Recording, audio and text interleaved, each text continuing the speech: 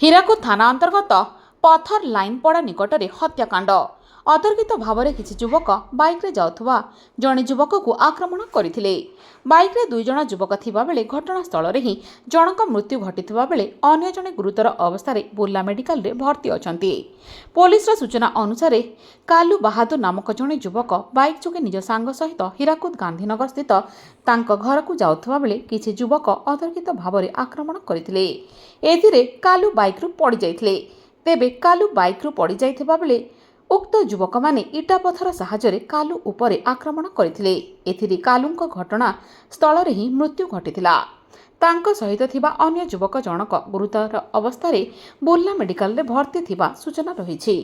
Hirakud police ଘଟଣାସ୍ଥଳକୁ ପହଞ୍ଚି କାଲୁର ଶବ ଜବତ କରିବା ପରେ ବ୍ୟବଚ୍ଛେଦ ପାଇଁ ପଠାଇଥିଲା ଏବଂ ଏକ ମାମଲା ରୁଜୁ କରି ଘଟଣା ତଦନ୍ତ ଆରମ୍ଭ କରିଥିବା ନେଇ ହୀରାକୁଦ ପୋଲିସ ପକ୍ଷରୁ ସୂଚନା ଦିଆଯାଇଛି।